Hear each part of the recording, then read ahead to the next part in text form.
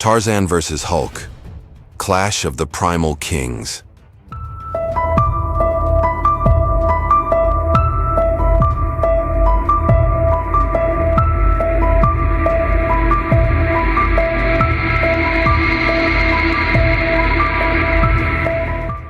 Deep in the uncharted depths of the Congo Basin, where the green canopy swallows the sky and time slows beneath the weight of millennia, the forest held its breath.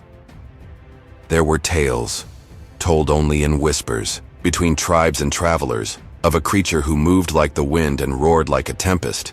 But even those ancient rumors paled before what was about to unfold. Tarzan, the lord of the jungle, had lived among the vines and beasts since infancy. He was neither wholly man nor wholly animal. He was something in between, something born of both worlds and beholden to neither. Raised by great apes, his body was lean and powerful, honed by years of survival in a land where weakness was devoured by the fangs of the wild. He moved with the grace of a panther, the speed of a cheetah, and the cunning of the most seasoned predator. The jungle was his home, his church, his battlefield. Every rustling leaf, every shift in the wind, every subtle cry in the trees, he understood them all. He protected the balance of life here with fierce loyalty, and nothing, not poacher nor predator, had ever bested him within his domain. But something foreign had arrived, something the jungle had never known. Not a machine, nor man, nor beast. It came in a roar of displaced air and a shockwave that sent birds spiraling from the treetops. A streak of green fury had torn through the atmosphere and landed in the heart of Tarzan's world, leaving a crater in its wake. The ground trembled beneath its weight, and the scent it carried was unlike any other. Radiation, rage, and something deeply unnatural. From the center of the broken earth emerged a figure larger than any gorilla, broader than any tree trunk. His skin was the color of jungle leaves, his eyes glowing with unbridled fury. Muscles rippled like tectonic plates shifting beneath flesh, and his very presence radiated a threat to all who dared near. The Hulk had arrived, driven by forces he could not fully control, drawn to the jungle by an instinctive pull he didn't understand. The Hulk stumbled into Tarzan's world like a hurricane into a temple. He did not seek conflict, yet his every step disrupted the ancient harmony, frightened the animals, shattered trees like toothpicks. The jungle, ever vigilant, cried out in confusion and fear. Tarzan watched. For hours he observed from the shadows, unseen even by the most watchful eye. He studied the green giant's movements, his expressions, the strange energy that surged around him. This creature, this man who wasn't a man, was not merely a threat.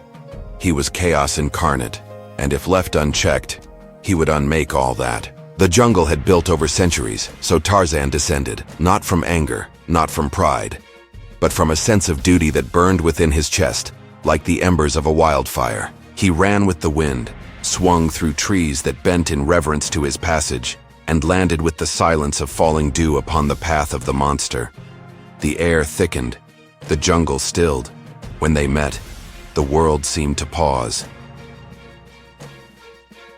The Hulk turned, sensing the presence of something different, something primal and unafraid. And then, like storm against storm, they collided. Tarzan was a blur, a streak of muscle and fury, launching himself at the giant with a speed that caught even the Hulk off guard. His fists, hardened by a lifetime of battle, struck true, and his legs wrapped around the Hulk's torso like constricting vines. The jungle itself seemed to rally behind him. Branches whipped toward the intruder. Animals called out in unison, as if lending strength to their protector. The Hulk stumbled, more surprised than injured. But surprise turned to wrath in a heartbeat. He bellowed, a sound that split the skies and rattled the bones of the earth, and swung his massive arms with the force of mountains falling. Tarzan flew through the air, slammed against a tree trunk that cracked like brittle glass beneath his impact. But he did not stay down. He could not. Again and again, they clashed.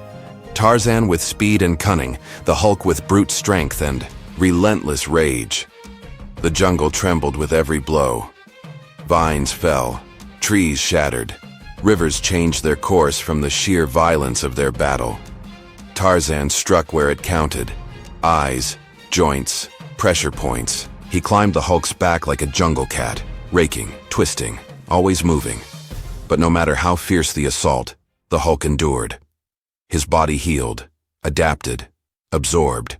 The more he fought, the stronger he became, and the more his fury grew. The Lord of the Jungle knew he could not win with strength alone. This was not a beast of instinct, but a being driven by pain, by torment. Tarzan saw it, glimpsed it beneath the fury, the hurt, the fear, the loneliness. The Hulk was not evil, he was broken. A man at war with himself, unleashed upon a world that could never understand him. And yet, this revelation offered no solution. For all his empathy, Tarzan knew that if the Hulk remained here, the jungle would perish. So he changed tactics. He lured the green giant deeper into the heart of the forest. Through labyrinths of thorns, across raging rivers, up into the mist-choked cliffs where ancient spirits were said to whisper.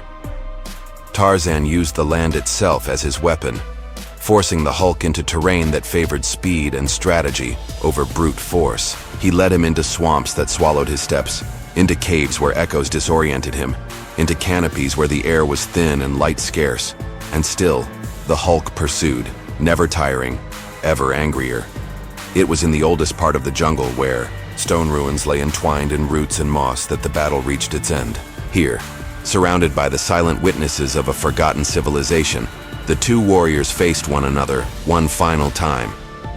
Tarzan, bloodied and breathing heavy, stood atop a fallen pillar.